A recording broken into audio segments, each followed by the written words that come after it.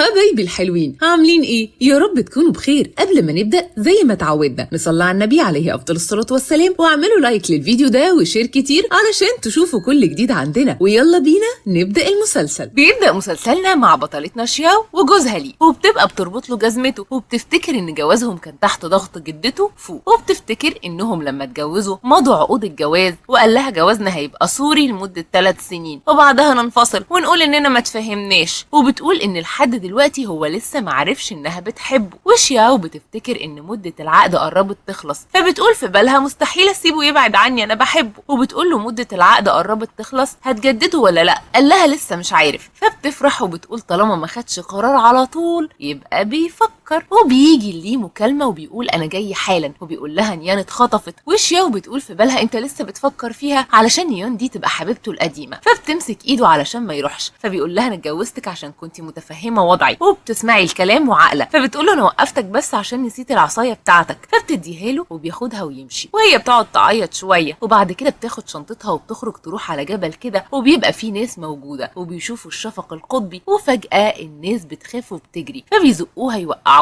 وبتيجي تقوم بيقع على رجليها حجارة، وبتبص بتلاقي حجارة كتيرة هتقع فوقها. وفي الوقت ده بيبقى ليه عند نيان قاعد بيقشر تفاح. ونيان بتقول له انت كويس قوي، يعني كنت عارف اني بضحك عليك وجيت تراعيني. فبيقول لها بس ما تعمليش كده مرة تانية. بتقول له ماشي. وبيجي رسالة على تليفونه وبيقول لها شوفيها. وبتفتح التليفون بتلاقي رسالة من شياو بتقول له الحقني في زلزال وانا الحجارة وقعت فوقي ومش عارفة اتحرك. فليه بيسأل بيقول لها ايه الرسالة؟ بتقول له مش مهمة. وساعتها بنشوف شياو وقع وعليها حجارة، وبتلاقي رسالة بتشوفها وبيقول لها فيها انا ندمان على جوازي منك، ولو عشتي مش هحبك برضه. وساعتها بيغمى عليها. وبعد كده بنشوف شياو في مستشفى وصحيت، وبتلاقي دكتور قدامها وبيعرفها بنفسه انه دكتور جيو هو اللي انقذها، وانها في غيبوبة بقالها 5 ايام. وبيقول لها كانت معجزة انك تفوقي. فبتشكره على اهتمامه بيها، وبتقول له ممكن تساعدني اشتري تليفون وخط اطمن عيلتي عليا؟ فبيقول لها حاضر. وبيروح فعلا يشتري لها التليفون، وبتفتحه وبتسجل بياناتها، وبتلاقي ان امها واصحابها بعتوا لها يطمنوا عليها لما عرفوا ان في زلزال، الا ليه هو اللي ما سالش فيها. فبتصعب عليها نفسها وبترن على واحده صاحبتها وبتقول لها شوفي لي شقه ايجار ليا وكمان محامي عشان يجهز اوراق الطلاق على ليه. اما بقى عند ليه بيبقى بيتفسح هو ونيان، وبيفكر هي ليه شياو ما رنتش ولا حتى بعتت تسال عليه زي ما بتعمل. فبيبعت لها يقول لها ما وريتنيش صوره الشفق القطبي، وبيفضل يتصور مع نيان. وبعدها بقى بنلاقي شياو رجعت بيتها مع ليه، وبتقول مضطر اقعد هنا 3 ايام عقبال ما شقتي تجهز. وبتلاقي ليه ونيان داخلين عليها، وشياو بتكلمهم باسلوب وحش وبتسيبهم وبتدخل. وليه بيبقى مستغرب هي بتعامله كده ليه، وبيروح يسهر مع اصحابه وبيلعبوا لعبه اللي مراته ترن الاول هو اللي يروح الاول، وكله بيمشي الا هو وواحد صاحبه. وبتيجي نيان بتقول له الظاهر ان الكام يوم اللي قعدتهم معايا عملوا لك مشاكل مع مراتك، خد الكيكه دي انا عملتها لها وروح صالحها. وبيسمع الكلام بالفعل وبياخد الكيكه وبيمشي. اما بقى عند شياو بتبقى نايمه على السرير وبتحلم انها لسه واقعه والحجاره عليها، وبتقوم مفزوعه وبتهدي نفسها. وشويه وبنلاقي ليه جه وبيبقى عمال يصالحها ويعتذر لها عن اللي عمله، بس ما بتديلوش وش. وبيديها التورته وبيقول لها جايبها لك مخصوص، وبتفتح تاكل منها، بس من اول معلقه بتتعب لانها بيبقى محطوط فيها مانجا وهي عندها حساسيه من المانجا. وبتسيبه وعايزه تخرج من الاوضه. بيقول لها رايحه فين؟ بتقول له من النهارده انا هبات في اوضه الضيوف. وبيفضل يحاول يستوعب ايه المشكله وبتسيبه وتمشي. فبيقول لها براحتك بقى. وبتدخل اوضتها ونيان بتفضل تبعت لها كلام ينرفزها اكتر، وبعتت لها صورها مع ليه، وبتقول لها انتوا بقالكم مع بعض 3 سنين متجوزين ومالكوش صوره واحده مع بعض. وتاني يوم الصبح بنشوف شيان قاعده بتفطر وليه واقف مستغرب منها، وهي بتلاقي الدكتور جاي وبعت لها بيقول لها لو لسه بيجيلك كوابيس بالحادثه لازم تشوفي دكتور نفسي. فبتضحك وبتشكره. فليه بيسالها مين اللي بعت لك رسائل على الصبح كده؟ فبتتجاهل كلامه وبترد تقول له صديقي، وبتسيبه وتمشي. فليه بيفتكر ان طول ال3 سنين عمرها ما كلمت حد على الفطار ولا سابته من غير ما يفطر. وبعدها بقى بنشوف شياو قاعده مع دكتوره نفسيه وبتحكي لها اللي بيحصل، فبتقول لها على الحاجات اللي المفروض تمشي عليها علشان تخف. وشياو بتشكرها والدكتوره بتمشي. وبتتفاجئ بنيان وليه داخلين عليها، ونيان بتسالها بتعملي ايه هنا؟ انت عندك اكتئاب ولا ايه؟ شكلي عاديتك. فشياو بتقول لها فعلا انت السبب، مش كفايه لازقه الواحد متجوز. فليه بيزعق لها على كلامها. وبتيجي تمشي بيوقفها وبتقع منها روشته للعلاج، وبيعرف انها تعرضت للزلزال وبتاخدها منه وبتسيبهم وتمشي. وليه بياخد نيان يروحها. وبعد كده بنشوف شياو في المستشفى وبيدخل عليها ليه وبيقول لها مش قلتلك هنتعشى سوا وما بترديش على مكالماتي ليه؟ فبتعرفوا انها كانت عندها شغل والتليفون ما كانش معاها وانها كمان كلت. فبيتنرفز عليها وبيجيله تليفون من نيان بيعرف فيه ان اخوها عمل حادثه، وشياو بيصعب عليها نفسها لما بتلاقيه مهتم بيها قوي كده، وليه بيطلب منها انها تظبط الدنيا عشان ينقلوه المستشفى، فهي بتوافق. وشويه وبنشوف ليه ونيان واقفين قدام اوضه العمليات، ونيان بتبقى قلقانه علشان بقالها 6 ساعات في العمليات، وبتبقى خايفه على اخوها، وبتبقى خايفه لشياو تنتقم منها فيه. وشويه وبتخرج شياو وبتقول لهم العمليه نجحت بس لسه ما عداش مرحله الخطر، وبتطلب من ليه يقعد معاها علشان عايزه تتكلم معاه. بس نيان بتلحقه وبتقول له لازم ندخل نشوف اخويا علشان لو احتاج حاجه، فبيروح معاها وبيسيب شياو. فبتزعل وبتقول حتى الوداع كمان مش هعرف اودعك. وبعدين بنشوفها في البيت واختها تشو بترن عليها وبتسالها لميتي حاجتك كلها؟ العربيه في الطريق ليكي. فبتقول لها انها خلصت ومستنيه العربيه، وبتفضل تلف في البيت وبتفتكر ذكرياتهم سوا. اما بقى في المستشفى بيكون اخو نيان ابتدى يفوق وبيدخل دكتور جديد عليهم، فليه بيسالوا عن دكتوره شياو، فبيعرفوا انها اتنقلت المستشفى. فبيتجنن وبيحاول يرن عليها ما بتردش، فبيجري يروح لها. وفي الوقت ده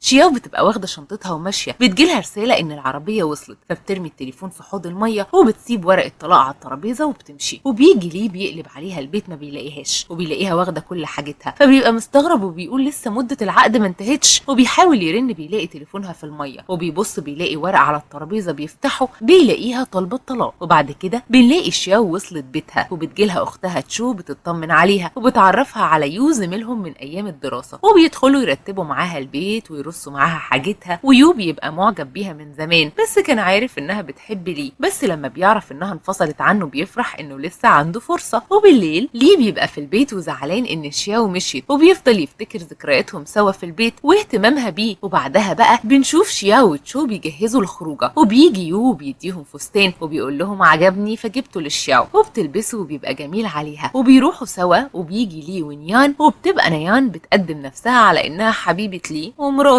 وشياو بتبارك لهم على الجواز. واصحابهم بيتريقوا انها كانت بتحبه طول 3 سنين بتوع الثانوي، وفي الاخر واحده غيرها خدته منها. فليه بيتفاجئ انها كانت بتحبه من لما كانوا في الثانوي، وبيقعدوا كلهم سوا وبيلعبوا لعبه فيها احكام. واول حكم كان على ليه ونيان وهو انه يقرب منها، وبيعمل كده بالفعل. وشياو بتصوره وبيسالها بتصوري ليه؟ بتقول له بحتفظ بالذكرى. وتاني حكم كان على شياو وانها تمسك الشوكولاته في بقها ويو ياكل الشوكولاته. وليه بقى عمال يقول مستحيل تقدر تعملها، بس بيتفاجئ انها عملتها. وبيبقى خلاص يو قريب منها قوي، بيقوم ليه وبيشدها منه وبيخرجوا بره، وبيفضل يزعق لها على اللي عملته وانها لسه مراته. قالت له احنا يعتبر مش متجوزين لان جوازنا كان لمصلحه، وانا سبت لك اتفاقيه الطلاق على الترابيزه. وبيسمع صريخ نيان وبيدخل بيلاقي واحد بيحاول يقرب منها فبيضربه، وبيبقى هيضرب ليه بالسكينه. بتروح نيان زقه شياو عشان السكينه تيجي فيها هي، بس يو بيلحق شياو والسكينه بتيجي في ايده. وشياو بتقلق عليه وبترن على الاسعاف، وكل اصحابهم بيقولوا ان نيان زقت شياو عن قصد عشان السكينه تخبطها. وشياو بتقول هتتصل بالشرطه تفرغ الكاميرات وتحقق معاها. فليه بيقول ان نيان عندها اكتئاب هو اللي بيخليها تعمل حاجات غصب عنها. فشياو بتقول له اكتئاب بقالها 7 سنين بتتعالج منه وما خفتش عشان بتمثل. وتشو بيعرفها ان عربيه الاسعاف جت فبيخرجوا. والشخص اللي كان بيتخانق مع نيان بيقول ليه ان نيان نصبت عليه وانه كان متجوزها، وبيوريه صوره فرحهم سوا. فنيان بتتصدم وبيغمى عليها. وبعد كده بنشوف شياو مع يو في المستشفى، وبتخيط له الجرح اللي في دراعه، وبتديله الوصايا ال10 في الحفاظ على نظافه الجرح عشان يخف. فبيسالها بخبث كده مين هياكلني؟ مش هعرف اكل ولا ارتب حاجه في البيت. فبتضطر انها تعرض عليه المساعده فبيوافق. اما بقى عند ليه ونيان في المستشفى، نيان بتبقى عامله نفسها نايمه، فليه بينادي عليها وبيقول لها بطلي تمثيل، وبيسالها عن الشخص ده. فبتفضل تحور عليه، وبيدخل مساعد ليه وبيقول له ان الشخص ده هرب. فنيان بتحمد ربنا انه هرب والا كان هيوديها في داهيه. والمساعد بيعرفه ان شياو عايزه تفريغ الكاميرات عشان تقدمه للشرطه، فليه بيرفض علشان خاطر نيان، وبيقول للمساعد بتاعها يعرفها انها تنسى الموضوع ده والا هيقفل لها المحل بتاعها. ونيان بتطلب من ليه انه يفضل معاها فتره من الوقت علشان خايفه لو وانج يرجع يعمل فيها حاجه. فبيقول لها وبيطلب منها تلم حاجتها وتيجي تعيش معاه في البيت. وبيروحوا البيت وليه بيلاقي نيان مبهدله الدنيا وبتقوله ما بعرفش انضف، ممكن تساعدني؟ وساعتها ليه بيفتكر شياو ونظافتها وانها ما كانتش بتخليه يعمل حاجه. فنيان بتلاحظ شروده وبتقوله خلاص هرتبها لوحدي، بس بيساعدها في الاخر. وبعدها بياخدها يوريها اوضتها وبتساله ليه ما فيش عنده طباخ، هي جعانه قوي. فبيفتكر شياو انها من ساعه ما اتجوزها مشت الطباخ وبقت هي اللي تطبخ. فبتلاحظ شروده وهو بيضحك وبتساله بتضحك على ايه؟ بيقول لها ما فيش طباخ، اطلبي اكل جاهز. وبتقعد في الاوضه بتفكر ازاي تخليه يتجوزها، وبتلاقي خاتم في حوض السمك بتطلعه وبتقول انه شبه الخاتم اللي في ايد ليه،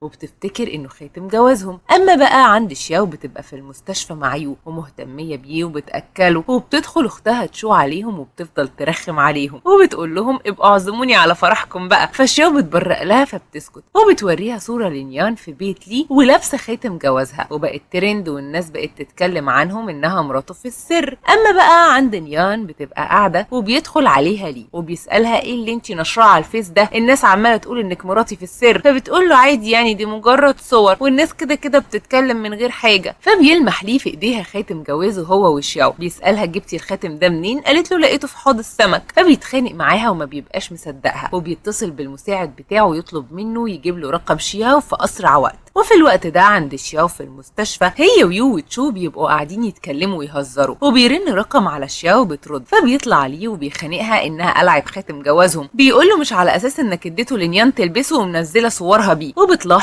ان يو بيحاول يجيب كوبايه الميه بس مش عارف، فبترمي التليفون على السرير وبتديله كوبايه الميه وبتقول له لسه ايدك ما خفتش، مش تطلب مني وانا اجيب لك. وبيهزروا وبتنسى انها سايبه المكالمه شغاله. فتشو بتمسك التليفون وبتقول له ان شياو ويو عايشين مع بعض في سعاده، وبتطلب منه يبعد عن شياو وبتقفل في وشه وهو بيتنرفز وبيرمي التليفون في الارض. وبيزعق لنيان وبيطلب منها تقلع الخاتم وتمسح الصور اللي منزلاها. فبتقلع الخاتم وبترميه على الارض وبتمشي، وهو بياخده وبينادي الخدامه وبيقول لها البيت مش نظيف ليه. بتقول له ان نيان طلبت منهم ما يزعجوهاش بتنظيف البيت. فبيزعق لها وبيقول لها مفيش كلمه هنا تمشي غير كلمتي. اما بقى عند شياو بتفك الرباط اللي على ايد يو وبتلاقي ايده خفت، وبيشكرها على اهتمامها بيه وبيعزمها على العشاء فبتوافق. وشويه وبنلاقي يو وشياو ماشيين مع بعض، بس شياو بتبقى لابسه كعب عالي وما بتبقاش قادره تمشي وبتساله لسه كتير. فبيقول لها اقعدي هنا ثواني وراجع لك، وبيروح يجيب لها جزمه ارضي مريحه وبيلبسها لها. وساعتها بنلاقي واحد وواحده ماشيين في الشارع، بتقول له شايف بيعملها ازاي مش انت؟ فبيصورهم وبعدين بيوصلوا المطعم وبيتعشوا سوا، ويو بيعترف لها انه بيحبها وعايز يتجوزها، وبيبقى جايب لها سلسله بتعجبها قوي وبتقول انا شفتها في محل انا وتشو عجبتني قوي، وبتوافق على طلبه ليها للجواز وبيلبسها السلسله. وتاني يوم بنشوف ليه في مكتبه وبيدخل المساعد بتاعه بيوري له فيديو منشور على النت ويو بيلبس شياو الجزمه. فليه بيطلب منه يحجز له اول طياره وبيسافر فعلا وبيوصل هناك بيشوفهم مع بعض وبيبقى عايز ياخد شياو معاه، بس بترد وبتقول له انا ما بقتش مراتك، انا جهزت ورق الطلاق ومضيت عليه وسبتهولك على الترابيزه. وبيتخانقوا وتليفونه بيفضل يرن، بيلاقي نيان فما بيردش وبتقول له اول مره يعني ما تردش عليها وبتمشي وتسيبه. وبيتخانق مع يو فيو بيقول له انت اللي غلطان اللي معرفتش تقرر مين فيهم اللي تبقى في حياتك، بس الظاهر كده انك عايز الاتنين. وبيسيبه ويمشي. ولما شياو بتروح بتلاقي نيان بتكلمها وبتقول لها عرفت ان ليه سافر لك وانا عماله ارن ما بيردش، اكيد انت اللي مش مخليه يرد عليا. قالت لها اساليه ما بيردش ليه، انا ماليش علاقه بيه. وقفلت السكه في وشها. وبعد كده ليه بيروح وبيفضل يدور على ورق الطلاق ده ما بيلاقيهوش، وبتدخل عليه الخدامه وبتعرفه انها لقت الورق ده على الترابيزه وهي بتنظف. فبياخده وبيشوفه وبيطلع ورق الطلاق فبيقطعه. وبعدها بيمسك تليفون نيان بيلاقيها باعته للشياو رسائل تغيظها، وبيعرف انها السبب في ان الشياو تسيب البيت. وبتيجي في الوقت ده نيان وبتساله ما بتردش عليا ليه. فضل يتخانق معاها على اللي عملته وبيطردها بره البيت. وفي الوقت ده نيان بتقرر تودي الشياو في داهيه. وتاني يوم بنعرف ان اخو نيان اللي الشياو عملت له العمليه حالته خطر، فبتروح شياو تشوفه ونيان بتصورها وبتقول له ان الشياو بتنتقم منها علشان ليه سابها وحبها هي. وشويه وبنشوف الصحافه في المستشفى وعايزين يتكلموا مع الشياو وبيفضلوا يرموا عليها اتهامات باطله. فبتقول لهم التحقيق هو اللي هيبين تدهور الحاله ده حصل ازاي، وبتخلي الامن يخرجهم. والمدير بتاع المستشفى بيقول لها انا واثق ان مفيش غلطه في العمليه وما تقلقيش من التحقيق، اكيد في حد عمل كده علشان يلبسها لك. وبعد شويه بيكونوا عاملين اجتماع وبيحققوا مع شياو وبيفرغوا كاميرات العمليه، وبتطلع العمليه ما فيهاش ولا غلطه، بس الصحافه بتتهم شياو انها عملت كده عشان نيان خدت ليه منها، وبيفضلوا يلفقوا لها كلام ما حصلش. ونيان بتستعطفهم بالعياط، وشياو بتوضح لهم انهم فاهمين غلط وان هي مرات ليه، ونيان هي اللي بتبوظ حياتها. فبيطلبوا الدليل على كلامها، بتقول لهم عندكم السجل المدني تقدروا تطلعوا منه قسيمه الجواز وتتاكدوا. وفي الوقت ده بيدخل ليه، ولما نيان بتشوفه بتمسك في ايده وبتبقى عايزه تنهي الموضوع بسرعه وتاخده وتمشي، بس شياو بتفضحها قدام الكل، وان نيان جابت علاج غير اللي مكتوب وده اللي سبب جلطه لاخوها، وانها كمان هتقدم كل الادله للشرطه وتحبس نيان. ونيان بتفضل تترجى ليه ينقذها زي ما انقذته، فليه بيعرض على شياو تتنزل عن القضيه، وفي المقابل هيوقع على ورق الطلاق، فبتوافق وبيدخلوا سوا المكتب وهي بتوقع على ورق الطلاق وبتطلب منه يوقع. بيفضل يتحايل عليها انها ما تسيبهوش، بس بترد عليه وبتقول له انت اللي سبتني علشان نيان، مش انا اللي سبتك. فبيوريها ايده وبيقول لها انا عملت حادثه ونيان هي اللي انقذتني، ومن ساعتها وهي عندها اكتئاب لانها انقذتني من الموت. فبيحصل فلاش باك ان بتبقى في عربيه عامله حادثه وليه جواها، والناس كلها بتبقى واقفه بعيد وخايفه تقرب علشان العربيه هتنفجر. فشياو اول ما بتشوفه بتجري على العربيه وبتنقذه وبتوديه المستشفى،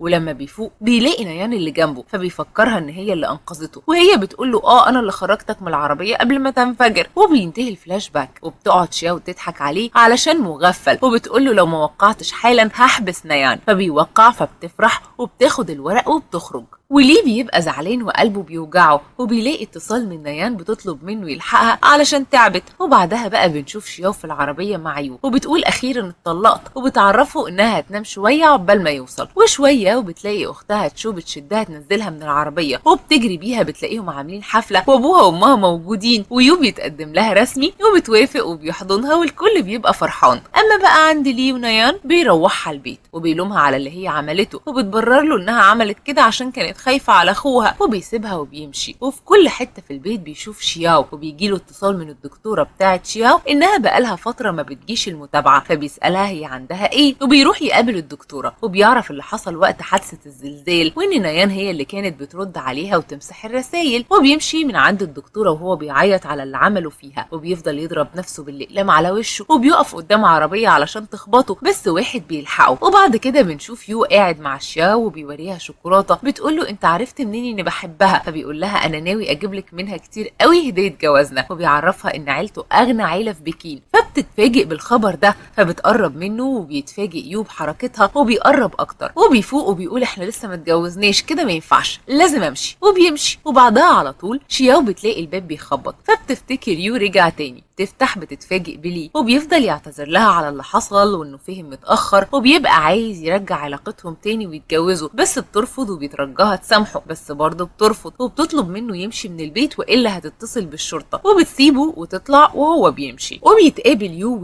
وليه بيقول له استغليت انت سوء التفاهم بيني وبينها واصطدتها انت في النص. فيو بيرد عليه وبيقول له انت رميتها تحت الصخور 5 ايام، ما فكرتش ترن تطمن عليها. وفي تاني يوم بنلاقي مساعد ليه بيرن وبيقول له ان نيان واقفه فوق الشركه وعايزه تخلص على نفسها، فليه بيقول له سيبها انا مش هرجع، فبيفضل يتحايل عليه، فبيقول له خلاص انا جاي. وفي الوقت ده بنشوف نيان عماله تندب حظها وعايزه تخلص على نفسها، وبيحاولوا يرجعوها بس بترفض، وبيجي ليه بيقول لها انزلي يلا، وبيسالها انت كلمتي شياو من فوني وبوظتي علاقتي بيها، انت السبب في طلاقنا. وبيقول لها انا هدفعك ثمن كل اللي عملتيه ده، وبيخلي كل اللي واقف يمشي، وبيقول لها عايزه تخلصي على نفسك خلصي. اما بقى عند شياو بتبقى بتقيس فستان الفرح ومعاها يو وتشو، وبيبقوا مبهورين بالفستان عليها. وبعدين بنشوف ليه في البيت وبيكلم المساعد بتاعه وبيطلب منه تحقيق في موضوع الحادثه القديمه بتاعته، يسال الدكتور اللي عالجه مين اللي جابه المستشفى، وبيقفل معاه وبيكلم نفسه وبيقول مستحيل تكون نيان هي اللي انقذتني، بقى معقول تكون بتخدعني بقالها 7 سنين وانا زي المغفل بتحركني زي اللعبه. وبيتهيأ له ان شياو موجوده معاه في البيت، وبيجي يمسكها بيبقى هيقع علشان مش موجوده، وبالصدفه بيشوف مذكرات، بيشوفها بيلاقيها مذكرات شياو وبتحكي فيها انها بتحبه من زمان، وبتحكي كل حاجه وكمان الحادثه اللي عملها وان هي اللي انقذته. وبيفضل يعيط انه كان بعيد عنها طول الفتره دي، وحكت انها كانت فرحانه قوي لما عرض عليها عقد الجواز وحادثه الزلزال. اما بقى عند نيان بنلاقيها قاعده وماسكه صندوق مليان قنابل وبتقول دي هديتك مني يا شياو يوم فرحك، وهموت معاكي مش هسيبك لوحدك. وفجاه بتيجي الشرطه وبيبقوا عايزين يقبضوا عليها بتهمه القتل العمد، ولما بيلاقوا معاها قنابل بيقولوا لها ودي قضيه كمان وبياخدوها غصب عنها. اما بقى عند شياو بيبقى يوم فرحهم وتشو بتجهزها وبيبقوا فرحانين قوي، وعند يو اهله بيجهزوه بيباركوا له وفرحانين بيه، وبيشوف ليه جاي عليهم فبيخلي اهله يدخلوا وبيقابل ليه وبيساله انت جاي ليه؟ افتكر اني ما عزمتكش، جيت بدون دعوه، ايه عايز تسرق العروسه؟ قال له لولا الخلاف اللي بيني وبينها عمرك ما كنت هتتجوزها. فيو بيقول له طالما انت بتحبها قوي كده هسالك شويه اسئله، تعرف عيد ميلادها امتى؟ تعرف هي بتحب انهي نوع من الشوكولاته؟ تعرف اسم المطعم المفضل ليها؟ ايه هواياتها المفضله؟ فطبعا ليه ما بيعرفش يرد. ويو بيقول له حب الشخص مش مجرد كلمه بتتقال، انت لازم تكون عارف كل تفصيله في حياه اللي بتحبه، فازاي عندك الجرأه انك تقول انك بتحبها؟ فليه بيقول له انا جيت النهارده علشان ابارك لكم. وبيبدا الفرح وشياو بتبقى جميله قوي زي الملكات، وليه بيبقى واقف طول الفرح بيعيط وزعلان انه خسرها، بس بيتمنى لهم حياه سعيده. وبكده خلص مسلسلنا. سلام.